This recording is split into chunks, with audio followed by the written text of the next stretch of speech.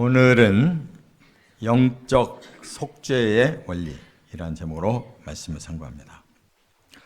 하나님이 창세기부터 계시록까지 계속 집중하고 계시는 것이 무엇인가를 잘 깨달아야 됩니다. 성경은 굉장히 다양한 내용을 말하는 것 같아도 그렇지 않습니다.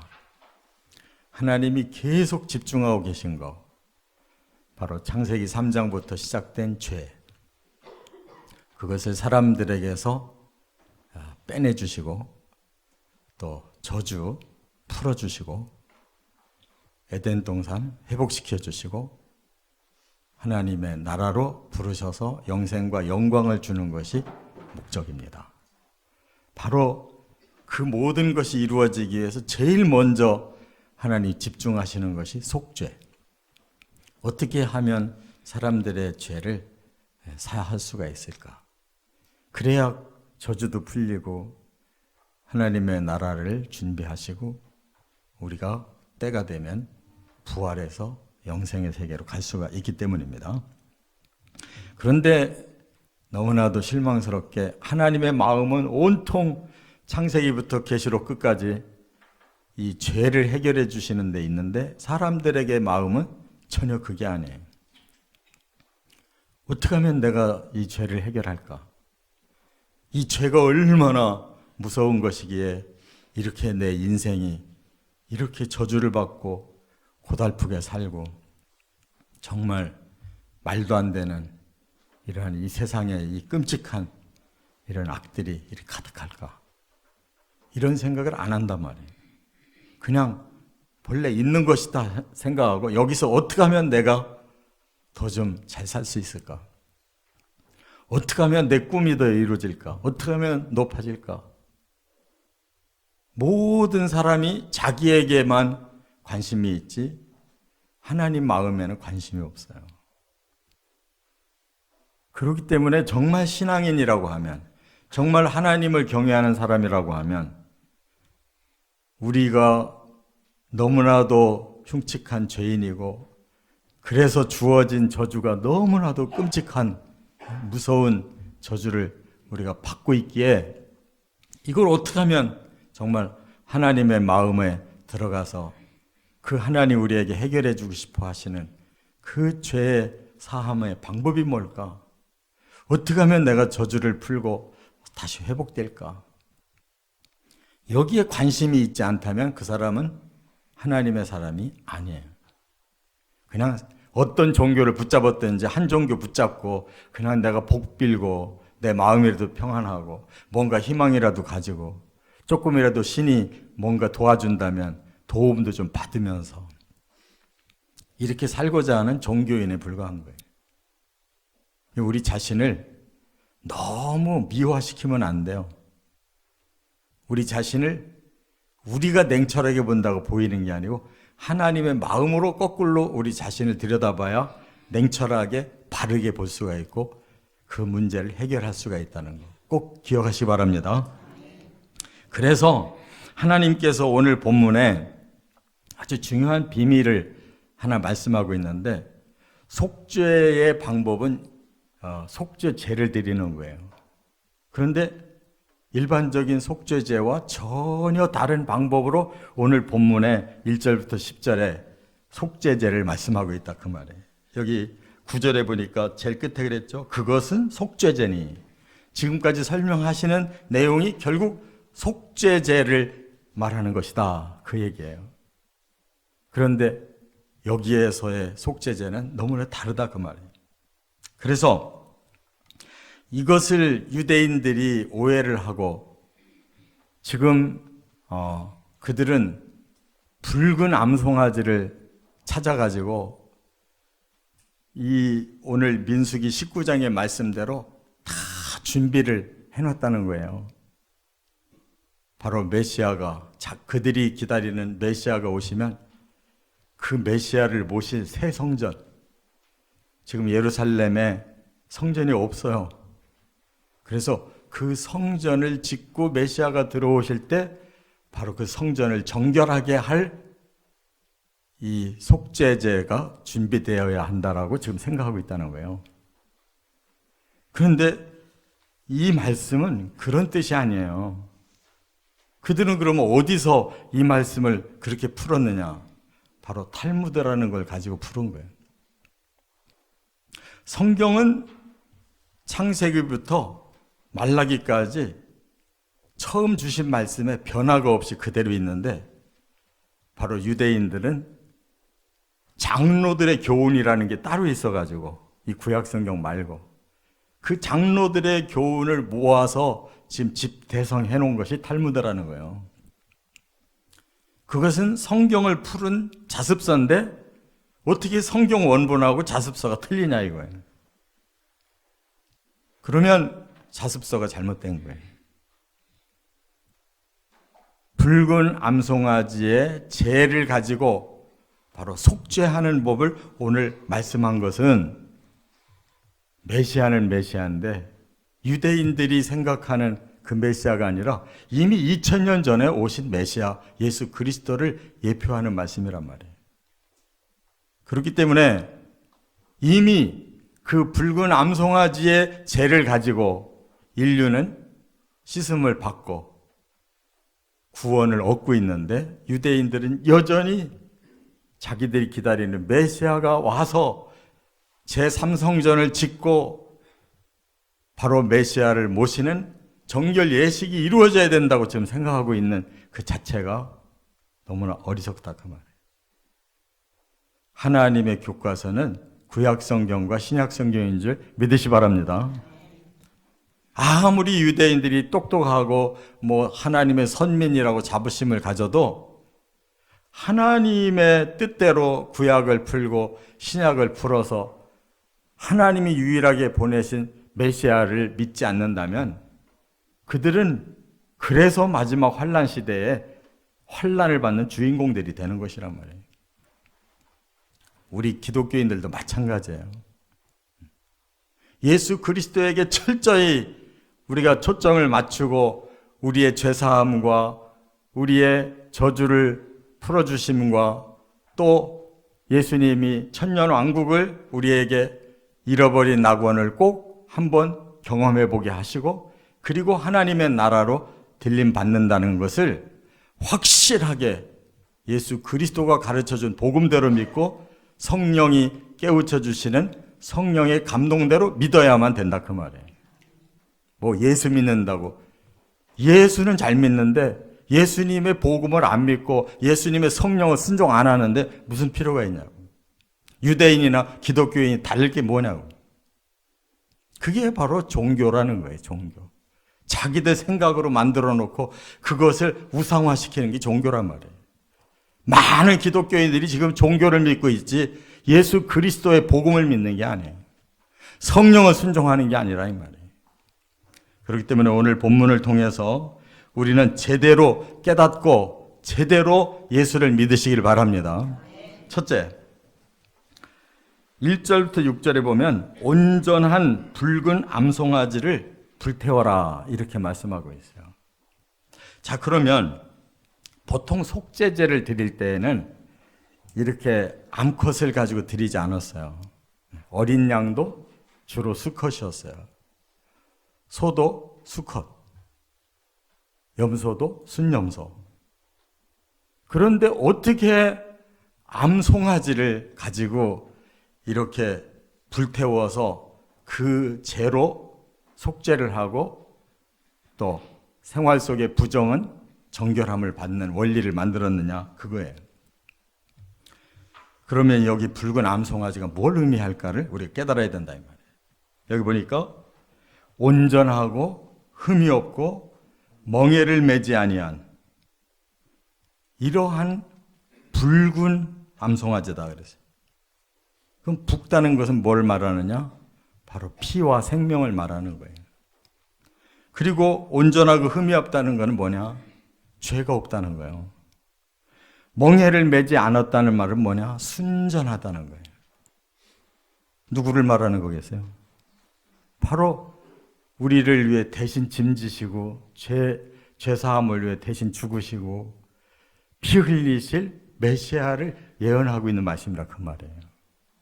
근데 유대인들은 바로 십자가에 달려 이렇게 죽으시는 메시아를 믿는 게 아니라 엉뚱한 영웅 메시아를 기다리고 있기 때문에 이 붉은 암송아지를 그냥 한껏 신비주의로만 높여놨단 말이에요. 그래서 이거는 계속 구약서부터 이 붉은 암송아지의 죄를 가지고 속죄와 정결을 계속 해 나오던 건데, 그들은 이걸 말씀을 종말에 오는 영웅 메시아에다가 딱 초점을 맞춰가지고, 지금 성전이 아직 안 지어졌는데 그 성전을 빨리 져가지고 메시아를 모실 때 이걸로 정결 예식을 치러야 된다는 거예요. 성경을 너무 모르고 있는 거란 말이에요. 깨달으시 바랍니다. 이미 구약에서도 이 붉은 암송아지의 죄를 가지고 계속 씻었고, 예수님이 오셔서 이루어지고 나니까 우리는 십자가 보혈을 믿음으로 구원받는단 말이에요. 다 시행돼서 그때 오시는 메시아는 재림의 메시아지 영웅 메시아, 그들이 생각했던 메시아가 아니란 말이에요. 그게 바로 가짜 적그리스도란 말이에요. 그렇기 때문에 하나님의 말씀을 풀 때에는 그냥 자기들이 생각하기에 요럴 것이다 저럴 것이다 라고 풀지 말고 성경 전체에서 통일성을 가지고 계속 말씀하는 그대로를 풀어야 된다 이 말이에요. 그래서 붉은 또 암송아지, 그리고 온전하고 흠이 없고 멍에를 매지 아니한 이러한 제물은 바로 우리를 죄를 씻어주실 메시아밖에 없다는 거예요. 그래서 그 붉은 암송아지를 죽여서 피를 가지고 7번 뿌리래요. 7번. 그 피가 완전한 사함을 주는 능력이 있다는 말씀이고, 거기다가 영문 밖에서 태우라는 거예요. 그 시체를, 붉은 암송아지의 시체를 죽여서 피는 7번 뿌리고 시체는 영문 밖에. 영문 밖이라는 것은 뭘 말하느냐? 하나님의 영역 밖을 말하는 거예요. 그를 버림받는다는 말이에요. 메시아가 그렇게 버림을 받아야 우리가 저주에서 풀린단 말이에요. 대신. 그래서 영문 밖에서 불을 태워 죽이는 거예요. 바로 불은 심판을 말하고, 심판 후에는 죄는 바로 정결함을 받은 흔적을 말하는 것이란 말이에요.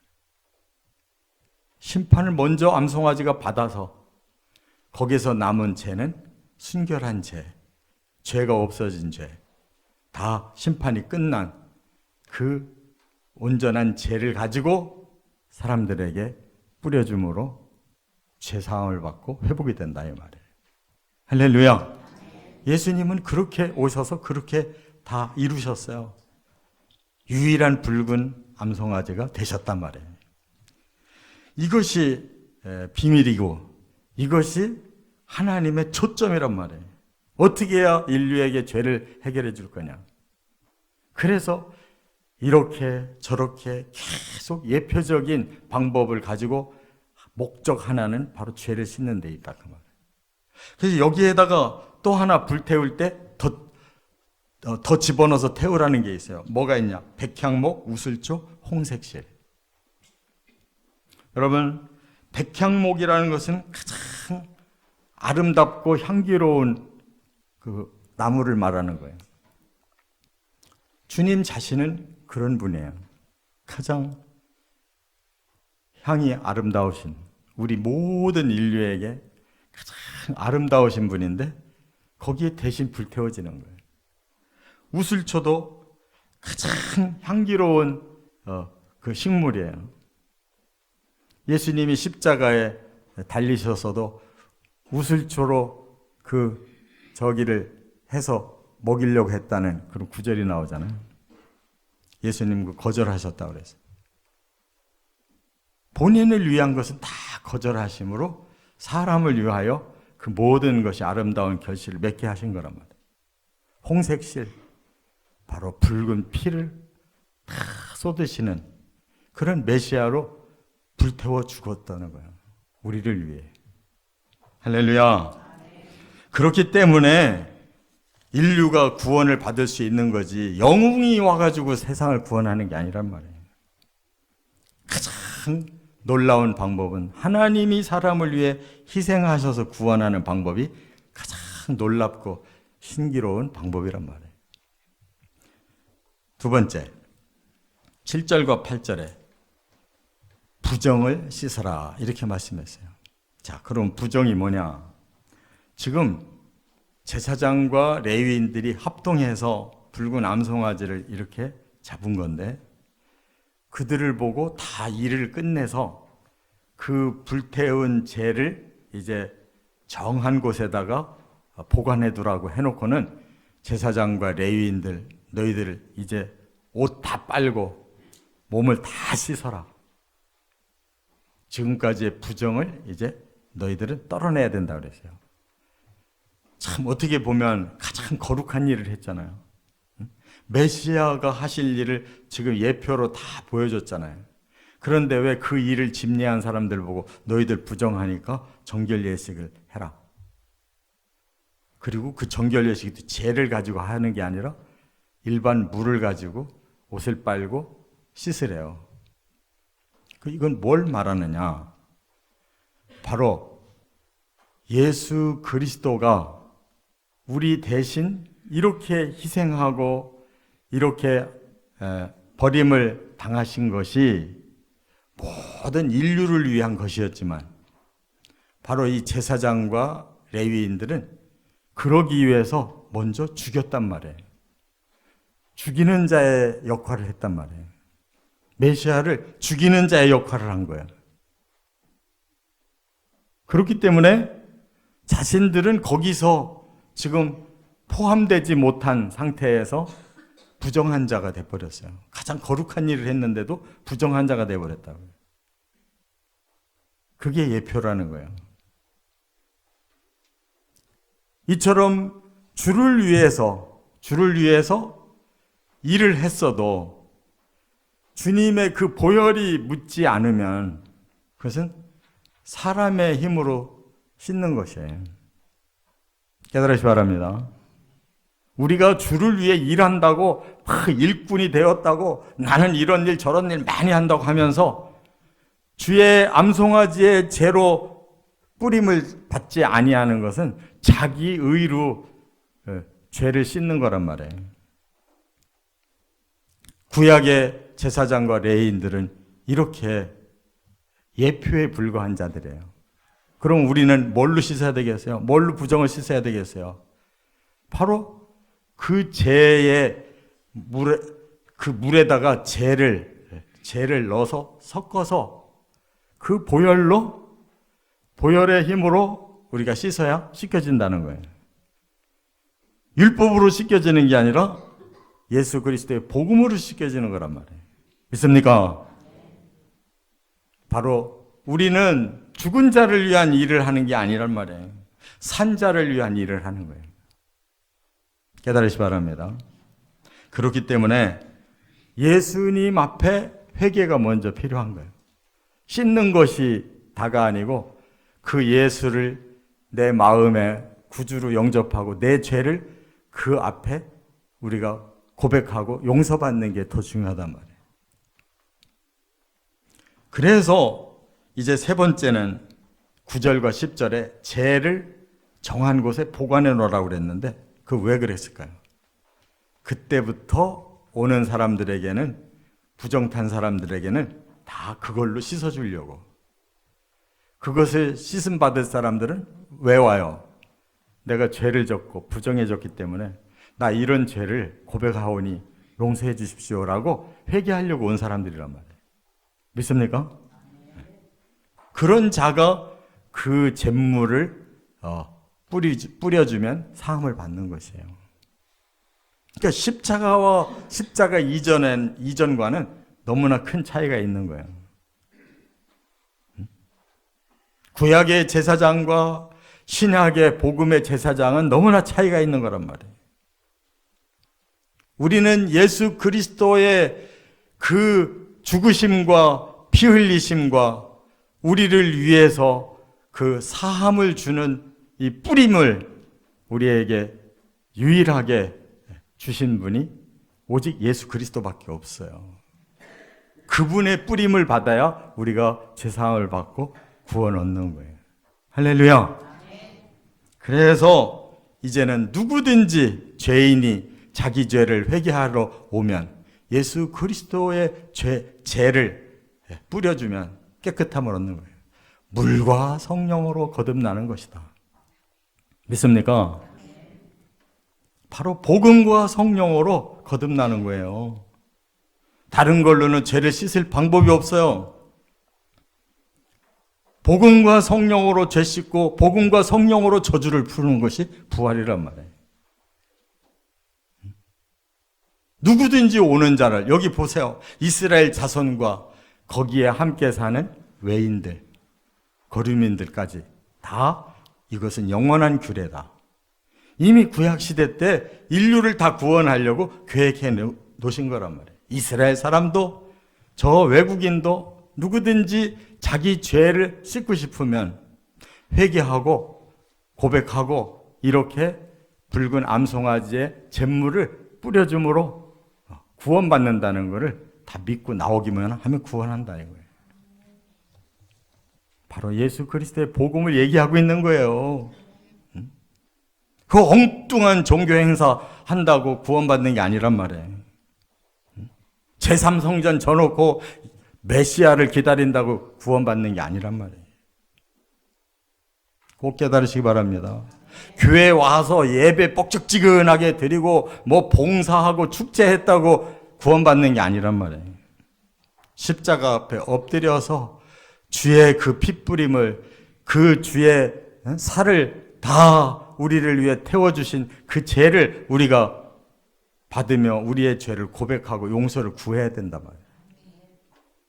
그게 신앙생활인 거예요. 제 아무리 다른 종교 활동 많이 해도 구원은 거기서 오는 게 아니란 말이에요. 이 붉은 암송아지의 비밀이 저와 여러분의 것이 된 것을 확신하시기 바랍니다. 그리고 누구에게든지 이 복음을 전해서 함께 죄 씻고 저주를 푸는 부활의 날에 함께 세워짐을 받기를 주의 이름으로 축원합니다.